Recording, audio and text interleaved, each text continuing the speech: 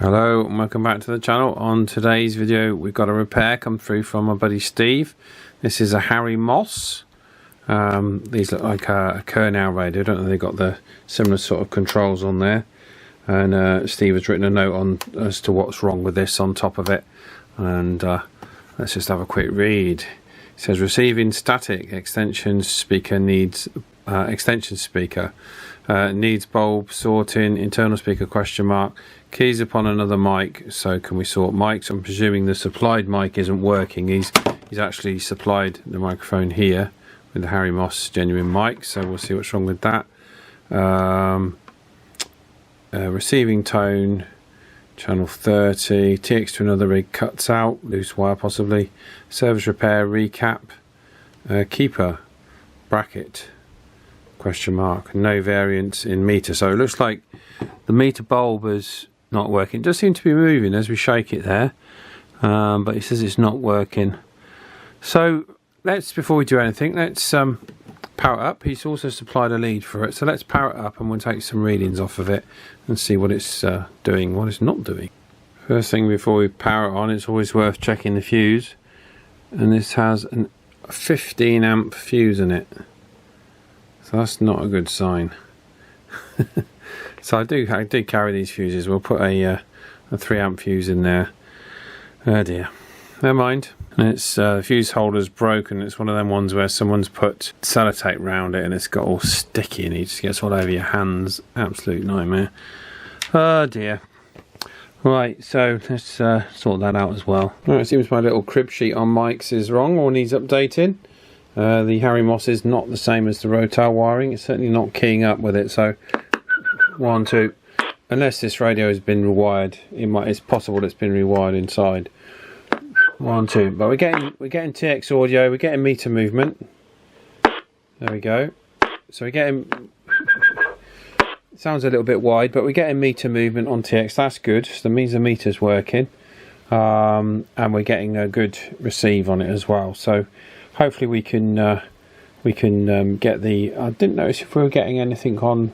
Let's give it 100 microvolts and see if we're getting the needle moving on receive. Let's try that. Oh yeah, there you go. It is moving. It's just because there's no bulb on. It's hard to see. There we go. So that is working. That's good. Right. Well, that's good then. So we know the meter's working. That just needs the bulb doing, and we know it's transmitting and receiving. So that's all good. It probably just needs an alignment and a new bulb. That should be a quick video, hopefully. It does sound, has got a strange effect though when I key up. You see that clicking on the speaker? That might be to do with the fact that the internal speaker isn't working, because it's definitely clicking on that speaker. So we'll have to test the internal speaker. I think that might have a problem. But we're certainly getting a healthy, it's not healthy, but we're getting 3 watts, no, 2 watts. It's doing 2 watts, and then on low power it's doing about 0.3 of a watt on low power. So yeah, it is working. Well, that power, is it just me, or is that power drops doing just over an amp for that? So it definitely does need a tune up. Right, okay, the first thing we'll do is we'll just check this speaker, because I'm hoping the speaker hasn't gone. And we've got this connected up to the FY6900 signal generator. We're just putting a tone into it, and we can hear there that speaker's absolutely fine, which is good, because you're on the back end of probably sort of £10 for a good speaker to replace that. So that's good. It's not the speaker. I imagine the problem is within the socket. The socket that disconnects the speaker from the radio and connects the line out connection. I imagine that's where the problem will be. I'll get some switch cleaner in there and give that a clean, and check the back of the PCB as well, just to see if that's got a problem there. So we'll do that first. We'll have a look at that switch. Right, you should just be able to see the socket right down there. Okay, just there. Give it a little spray on there, not too near the camera, it'll go on the lens. So a little spray, and then we'll work that socket in and out a little bit. I'll take the plug out, easier to get to. We'll just work it in and out a little bit, see if that clears the problem. And we'll just quickly connect the speaker up again. See if that, you can see there's the contacts we're looking for.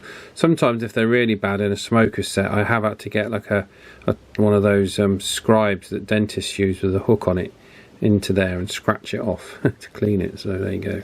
That's how bad smoking's bad for you, you know. And there we go. It's now got our internal speaker working okay.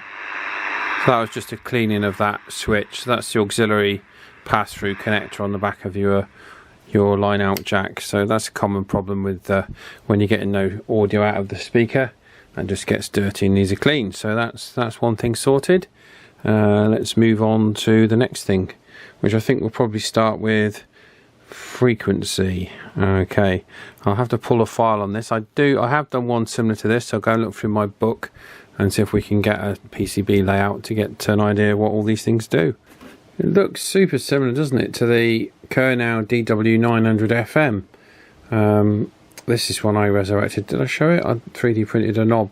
This was really rough. I've had it on the shelf for a while, but it came up really nice. It was dog rough, this was, and I 3D printed a knob for it, painted that, and painted the case. The case has come out lovely. I managed to get a really nice texture on this. I'll tell you the trick with that. If you want to get that nice original texture, is heat up the casing, heat it up, get it nice and warm. When you spray your paint on, you get that nice textured finish. It looks really good. Yeah, so I'm not sure. I'll break out the circuit diagram for this and see if it looks similar. If not, I'll have to see if I can, well, I'll have to work out what everything does, but I think it's similar to this one, but we'll check. Right, we've had a look at the circuit diagram, and this is what we've got. So if you need to use this, you can pause the video and have a look in one go. So we're going to start off with our TX side, see if we can get the transmit up a little bit.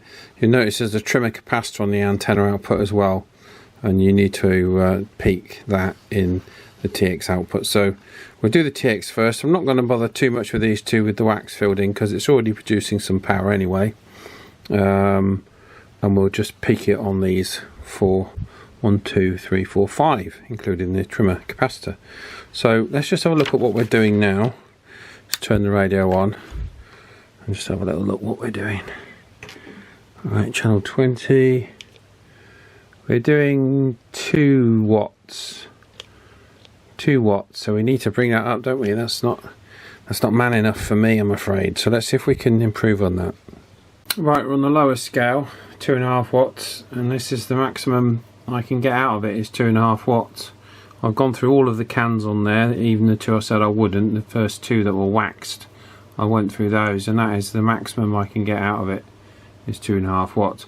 I will turn it over and just check there isn't any dry joints on the back, and we'll have a tap around in case that pops up. But yeah, I don't think they're renowned for being overly powerful, these sets anyway, but that's all this will do at 13.8 volts is 2.5 watts, and our low power function is now working, and that's giving us almost 0.4 of a watt. I haven't adjusted it yet. I'll do that in the setup. So yeah, that's a bit disappointing, but that's what it is, and not a lot I can do about it. 1, 2, 1, 2. That's perfect between 2.2 and 2.5 there. Yeah, that's fine. No need to adjust that. If you need to adjust it, have a look at the my overlay diagram. You can see there how to adjust it. It's absolutely spot on frequency on transmit. No need to adjust that. If you do need to adjust it, it's that little trimmer down there. Don't adjust this one. This is for your VCO. I don't know what the procedure is on the VCO on this, so I'm not actually going to touch it. We can move on to the adjust the needle, the TX needle on transmit, which I'll show you. That one on the actual radio where that is. That one at the top. That's TX power adjust, and that's the one below it is for your RX adjust. So it's these two at the top. The top one is TX power. Let's just adjust that. Okay, we're looking to land that on the 9 somewhere there. It's a little bit dark and dingy in there, but in fact we'll give both of these controls a puff of spray. Give that a little spin there. Get the right tool in there. Get the trimmer tool in there. And give that an adjust. So we go to transmit, and it's up there. It's not far off, is it? Let's be honest. There we go. That's on the 9. Need to get that bulb sorted, don't we? Get the bulb in there. There we go. TX meter done. Right, we'll just adjust the detector from peak audio. All we're doing is just to look at it, peaking it up. Have a look on the chart. You'll see where that is on the little diagram. There we go. It was pretty much peak, I think. It's peak there. Cool. Right, let's go through the RX and see what we're doing. Let's first take a reading off of the radio first. Right, it's doing 0.72 microvolts for 12 dB sine, so it's already pretty good. But it sounds a little bit strangled on the low end, so I'm going to go through the RX stages. I won't do that on camera just to speed things up, but we'll see how we can improve the audio. We'll just turn it up so you can hear it. We've got that little bit of heterodyning going on in the background, so we'll try and clear that and we'll try and improve the receive. They're normally quite good on receive, these, so we'll see what we can get it down to. Right, so we're doing 0.5 of a microvolt for 12 decibel sine Adam. We've got rid of most of that heterodyne. Still a little bit of it there, but we'll see how far down we can listen to. We'll take it all the way down.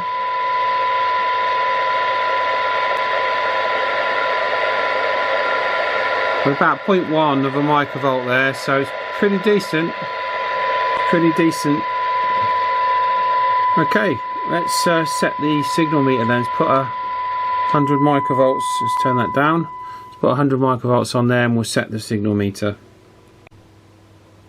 Right, it's pretty much there or thereabouts anyway, but we'll just adjust that and get that on the 9. There you can see our range of adjustment.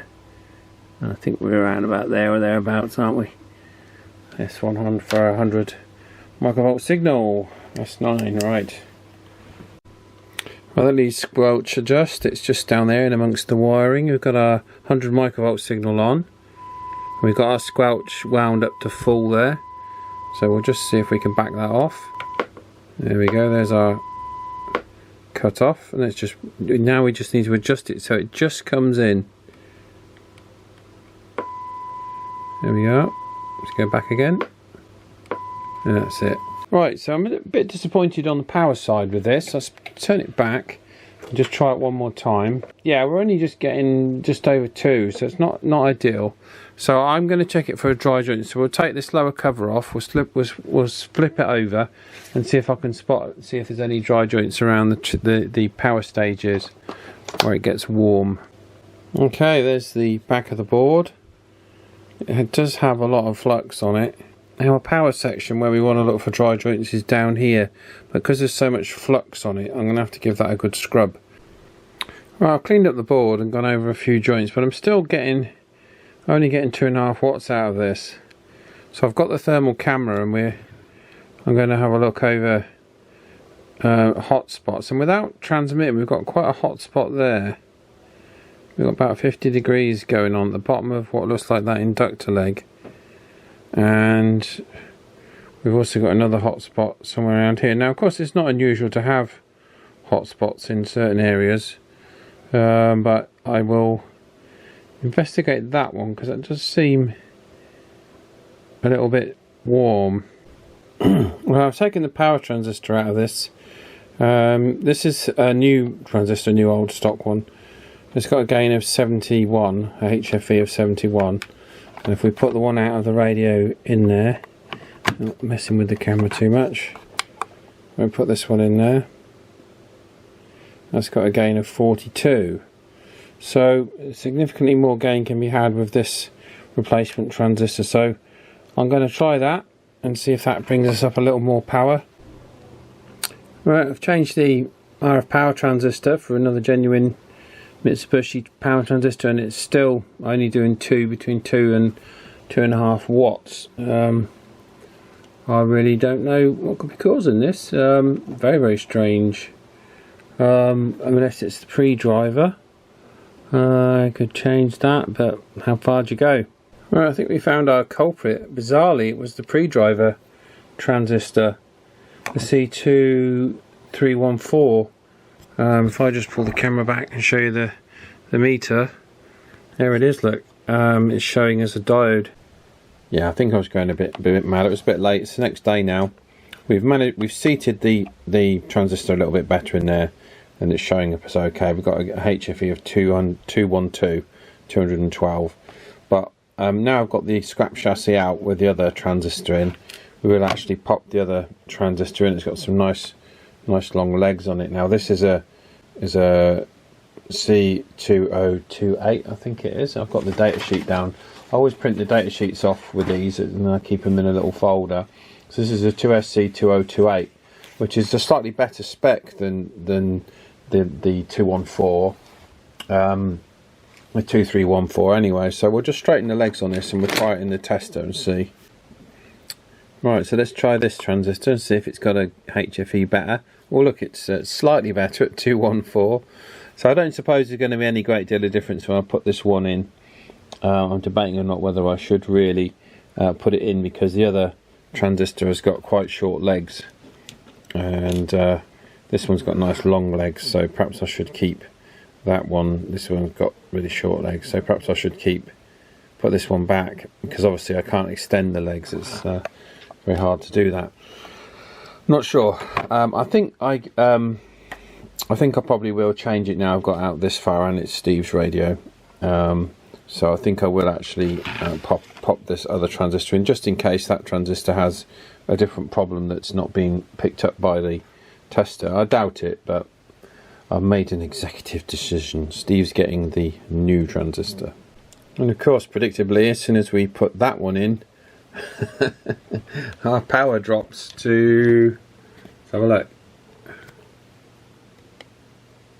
just 1 watt, less than 1 watt. So that wasn't the answer, guys. I will try and do a retune now. I've changed both those power transistors, so I'll just do that and see if I can get it to come up in case it's a tuning issue, but I don't think it's going to be. Ah dear.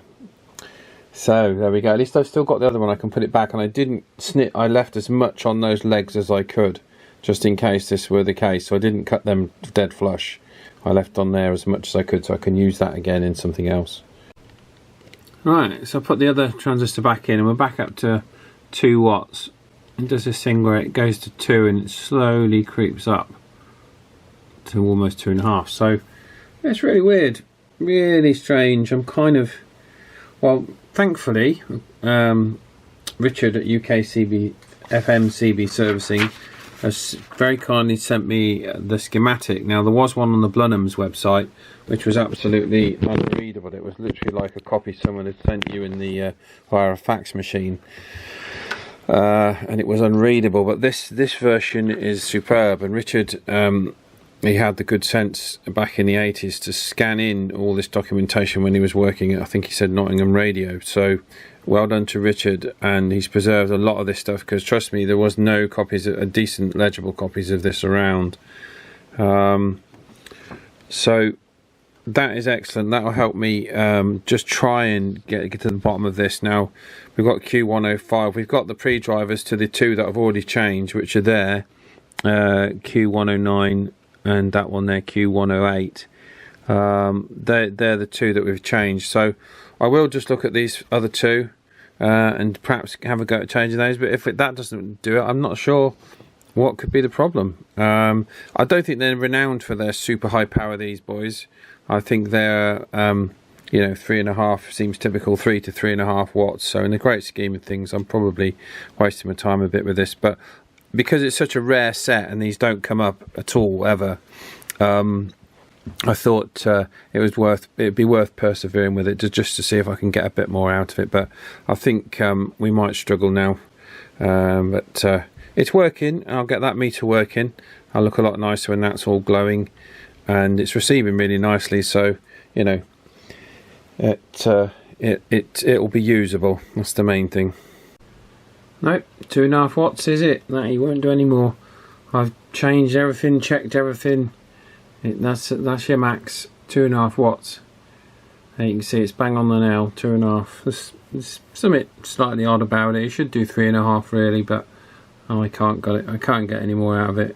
I could go through. There might be one bad component in there, but I could be here a week trying to find that. So it's working, but could do it a bit more. But that's as much as I can do.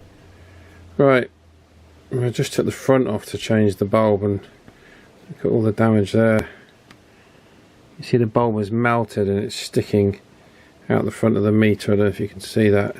Camera seems to want to focus on the background for some reason. But yeah, that's grim.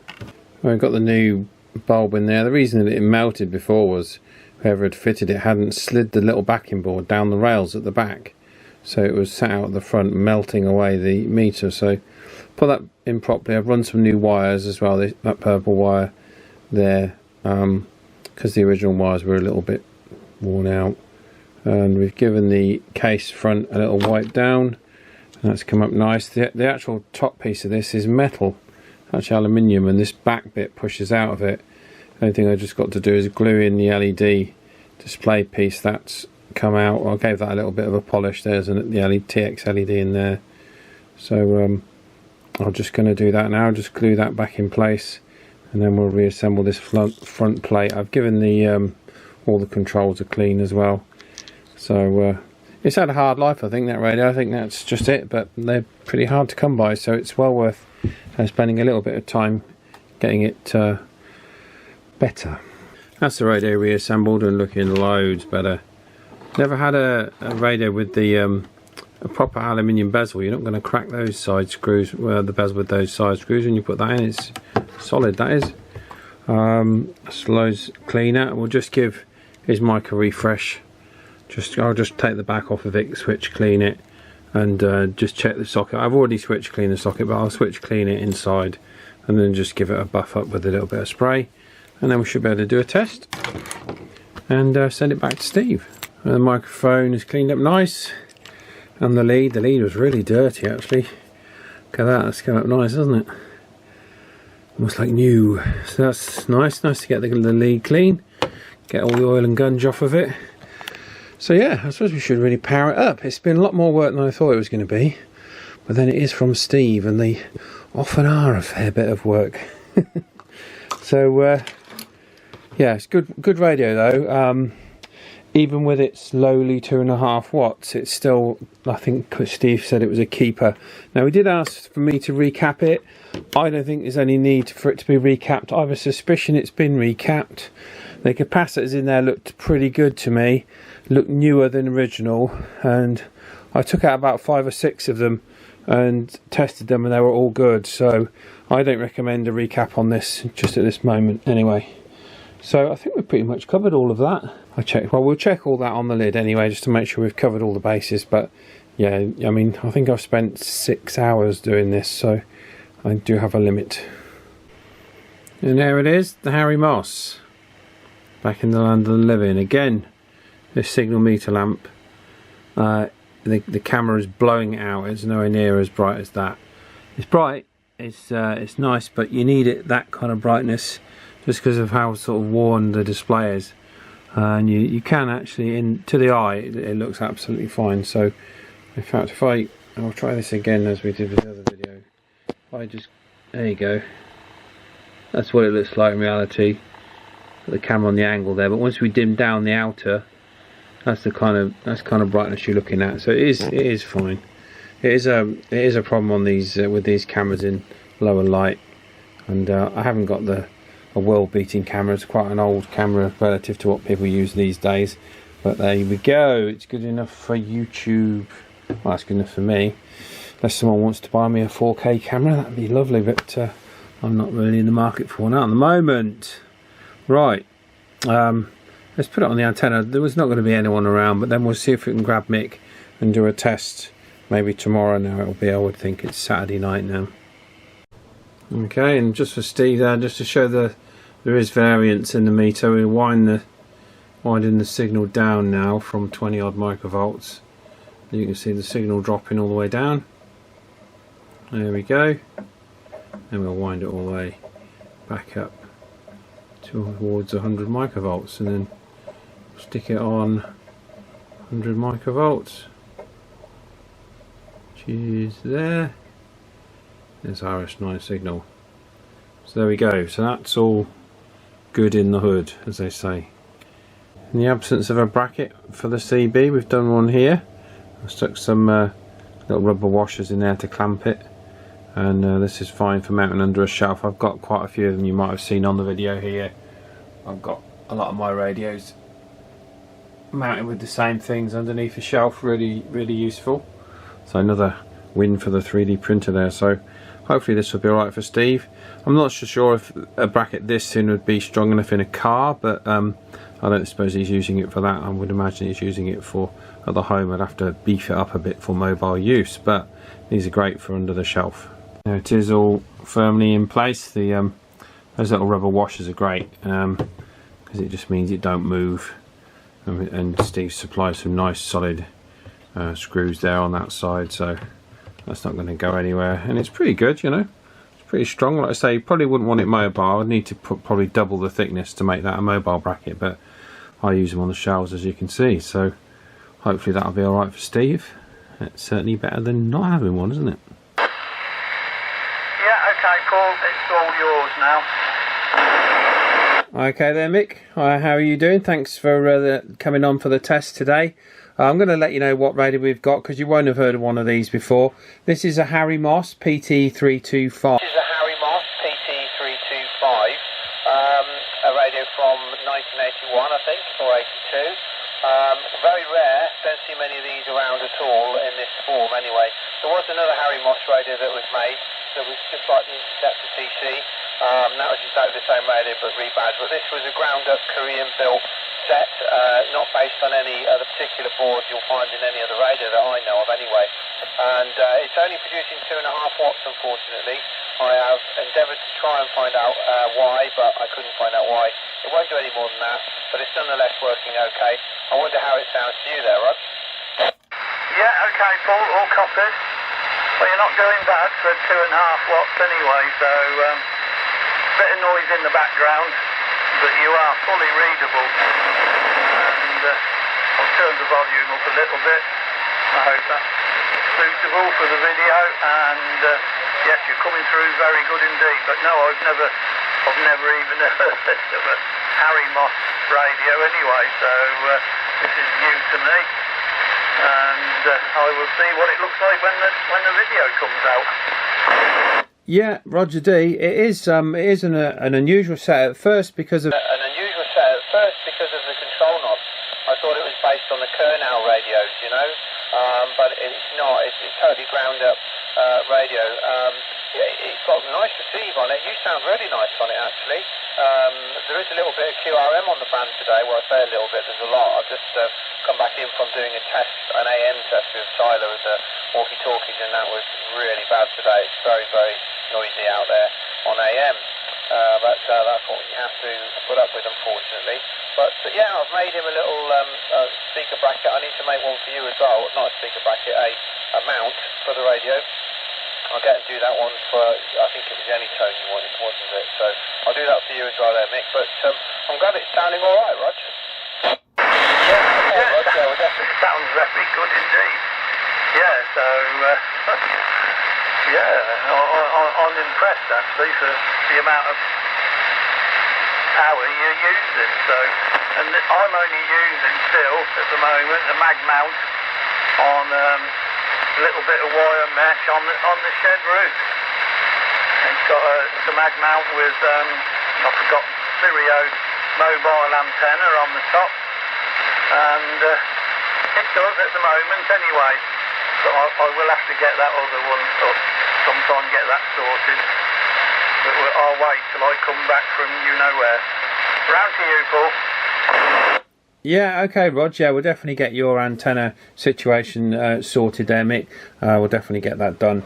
But yeah, no, this was good. Other than that, it had to have a new meter bowl, and it's had a good clean. There was lots of there's a few dry joints on the back of the board, and it's had the capacitors are all right. It's had some TLC, as you've seen on the video now, anyway. So it's had the usual attention that I give to these lovely old radios, and you really don't see many of these. And the nice thing is it's a well-made set, really. It has an aluminium bezel on the outside, which you don't see. It's certainly not a bezel you're going to crack by propping the screw in too tight on this. It's a nice little set, and certainly a keeper. The guy who owns it, Steve, he sends a lot of radios in to have done. and he said this one's a keeper. So yeah, it's because it is so rare, particularly as it's got the original factory microphone as well. So yeah, pretty rare beast indeed. Well, okay then, Mick, thanks again for your help. I think we'll wrap this one up. Thanks everyone for watching the video. I hope you've enjoyed looking at this lovely vintage old radio. And if you do see one of these, I would definitely snap it up, because I don't think they made and sold that many of these, and they are a unique, completely ground up board that I don't think was used in any other set. So pretty darned rare. Okay, if you have been, thank you ever so much for watching. We'll catch you on the next one. Take care.